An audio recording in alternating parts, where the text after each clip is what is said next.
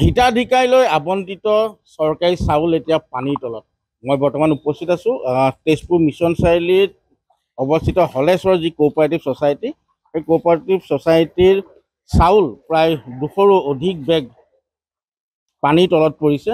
আৰু দেখুৱাইছোঁ পৰিৱেশটো পুনতে এনেদৰে কাহানিও নোহোৱা এইবেলি প্ৰথম যি নেৰানেপেৰা মুষলধাৰ বৰষুণ, এই বৰষুণৰ ফলত জলমগ্ন হৈ পৰে চাৰিওকাষ, আৰু যাৰ ফলত এই যি কোঅপাৰেটিভ ছ'চাইটিত তেওঁলোকে চাউল সংৰক্ষণ কৰি ৰাখে আৰু ইয়াৰ পৰাই সুলভ মূল্যৰ দোকানৰ জৰিয়তে হিতাধিকাৰীলৈ চাউলসমূহ বিতৰণৰ ব্যৱস্থা কৰা হয়। কিন্তু দেখা পোৱা গৈছে পানীৰ তলত এতিয়া এই হলেশ্বৰ কোঅপাৰেটিভ ছ'চাইটি, আৰু এনেদৰে বস্তাই বস্তাই এতিয়া চৰকাৰী সুলভ মূল্যৰ যি চাউল, সেই চাউল এতিয়া পানীৰ তলত পৰিছে, অধিকাংশই নষ্ট হৈ পৰিছে। আৰু এতিয়া এই যি কোঅপাৰেটিভ ছ'চাইটিৰ লগত জড়িত তেওঁলোক চিন্তিত হৈ পৰিছে, আৰু বিষয়টো তেওঁলোকে জিলা আয়ুক্তক অৱগত কৰাৰ লগতে স্থানীয় বিধায়ককো অৱগত কৰিছে, আৰু কোঅপাৰেটিভ ছ'চাইটিৰ ঊৰ্ধ্বতন কৰ্তৃপক্ষকো তেওঁলোকে বিষয়টো অৱগত কৰাব বুলি উল্লেখ কৰিছে। মই কোঅপাৰেটিভ ছ'চাইটিয়ে জড়িত আছে কেইবাগৰাকী,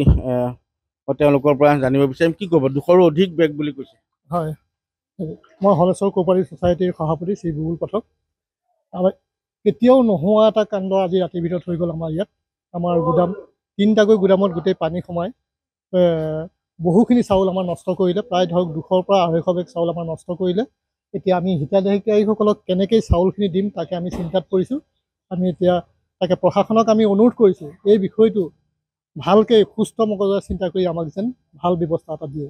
হয়, নিশ্চিতভাৱে কেমেৰা সহযোগে দেখুৱাইছে পৰিৱেশটো, আৰু এনেদৰে এইসমূহ যি চাউল বেগ হিতাধিকাৰীলৈ বুলি আবণ্টিত চৰকাৰী যি সুলভ মূল্যৰ চাউল এনেদৰে নষ্ট হৈ পৰিছে, 200ৰো অধিক বুলি তেওঁলোকে যিহেতু উল্লেখ কৰিছে। আৰু পানীৰ তলত এতিয়া চাউল, আৰু যিসমূহ ওপৰত ভাল যিসমূহ বস্তা আছিল তেওঁলোকে আন এটা ওখ স্থানলৈ তেওঁলোকে স্থানান্তৰৰ ব্যৱস্থা হাতত লৈছে। কিন্তু লক্ষণীয় কথা হৈছে কিদৰে এইসমূহ চাউল তেওঁলোকে যোগান ধৰিব এতিয়া সুলভ মূল্যৰ দোকানীক, বা সুলভ মূল্যৰ দোকানীয়ে কিদৰে হিতাধিকাৰীসকলক প্ৰদান কৰিব, সেই এক চিন্তনীয় বিষয় হৈ পৰিছে। বিষয়টো জিলা আয়ুক্তক যিহেতু অৱগত কৰিছে আৰু বিধায়কগৰাকীকো জনোৱা বুলি তেওঁলোকে কৈছে।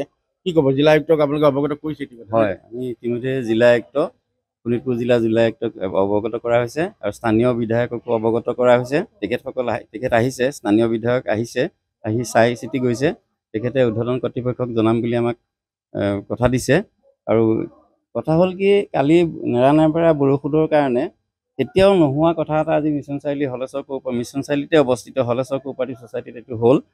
ইয়াত যে পানী সোমাব আমি সপোনতো ভবা নাছিলোঁ। কালি ৰাতি নেৰানেপেৰা বৰষুণৰ কাৰণে পানী সোমাল। ইয়াতে প্ৰায় এতিয়া সুলভ মূল্যৰ দোকানলৈ নিবলগীয়া চাউলৰ ভিতৰত প্ৰায় 200-250 বেগ চাউল পানীৰ তলত যিখিনি চাউল আছিলে সেই চাউলখিনি ভিজি গ'ল।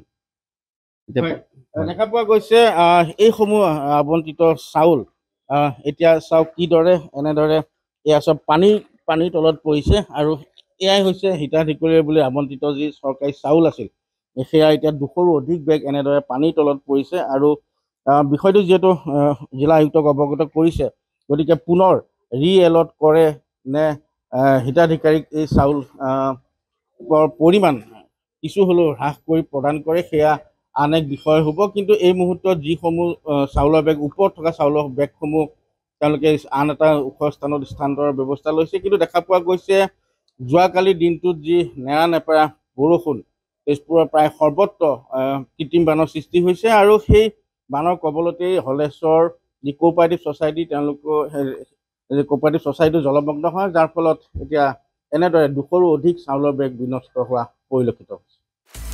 আপুনি বিচৰা বাতৰি পাব কেৱল নিউজ 18 এপত। নিউজ 18 এপ ডাউনলোড কৰিবলৈ স্কেন কৰক এই QR কোড।